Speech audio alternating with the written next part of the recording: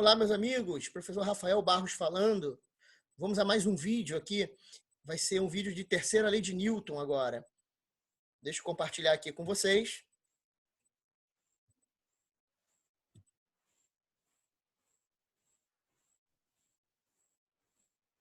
Deixa eu botar aqui, aumentar o tamanho aqui para a gente enxergar melhor. Tá aí, terceira lei de Newton. Né? O que diz a terceira lei de Newton, né? Também conhecida como princípio da ação e reação? Ele diz que, para toda ação, nós temos uma reação de mesmo módulo, mesma direção, porém sentidos opostos. Tá? Sentidos opostos. Então, aqui, se um corpo A aplica uma força sobre um corpo B, receberá deste uma força de mesma intensidade, mesma direção e sentidos opostos. Então, está aqui, ó, o corpo A colidindo com o corpo B. No momento da colisão, eu tenho essas duas forças aqui, ó. A força de B em A apontando para a esquerda e a força de A em B apontando para a direita. Essas forças possuem a mesma direção horizontal, sentidos opostos, né? Uma está para a direita e a outra está para a esquerda. Porém, os módulos são iguais. São iguais. Imagina, você lançou uma pedra numa vidraça. A força que a pedra faz na vidraça tem o mesmo módulo da força que a vidraça faz na pedra. Ah, Rafael, mas por que a vidraça quebra? Porque é menos resistente que a pedra. Ela é mais frágil que a pedra. Então, aplicando aquela força na vidraça, a vidraça quebra. E a pedra não. Tudo bem? Olha, aqui nós temos um detalhe importante. A terceira lei de Newton, ela nunca vai estar no mesmo corpo, né? O par ação e reação, vamos dizer assim, o par ação e reação da terceira lei de Newton, eles nunca vão estar no mesmo corpo. Nunca. E precisam ser, obrigatoriamente, forças de mesma natureza. Tá? Se eu estou trabalhando com uma força de campo, a reação dessa força de campo é uma outra força de campo. Se eu estou trabalhando com uma força de contato, a reação dessa força de contato também é uma outra força de contato. E elas nunca estarão no mesmo corpo. E aqui eu botei vários exemplos. Olha, a força gravitacional, a força elétrica, a força magnética, a tração, a normal. Tá? Então, aqui, ó, a força gravitacional. Vamos pegar um exemplo aqui. A força gravitacional. A Terra puxa o corpo para baixo, apontando para o centro dela, né? Atrai os corpos para o centro dela. Então, aqui, olha, esse menos P é a força que a Terra faz na massa mzinho. Só que pela terceira lei de Newton, a reação também tem que aparecer aqui, ó. Então, se a Terra puxa o corpo de massa m, obrigatoriamente o corpo de massa m faz o que com a Terra? Puxa junto. Puxa também. Então, essas duas forças, mais P e menos P, elas têm a mesma direção e o mesmo módulo, mas os sentidos são opostos. Os sentidos são opostos.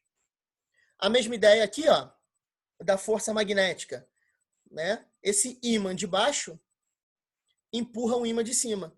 E o ímã que está em cima empurra o ímã que está embaixo. Ação e reação. Observem que o par ação e reação, eles nunca vão estar no mesmo corpo. Nunca, nunca, nunca. Eles estão sempre em corpos diferentes. Né? Aqui, ó, a corda puxando o balde. A corda puxa o balde para cima e o balde reage puxando a corda para baixo. Estão em corpos diferentes.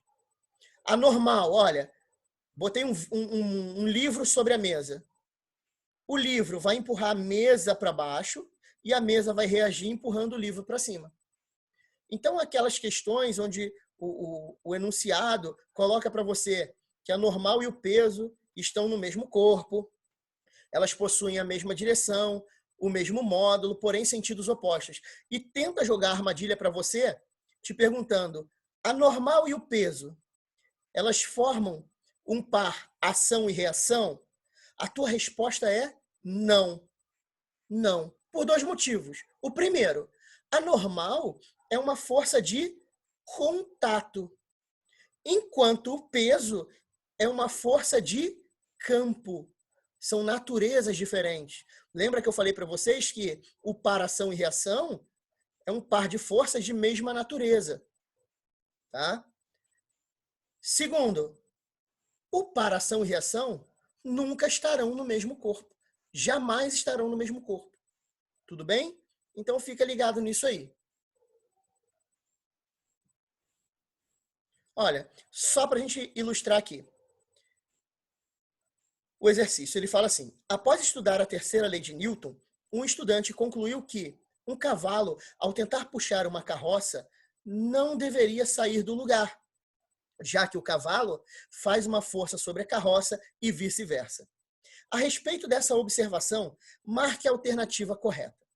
Primeiro, o estudante está certo? Na letra A, ele fala assim: o estudante está correto, sendo esse tipo de problema que Newton não conseguiu resolver. Isso é falso, né? O estudante está errado. Está errado.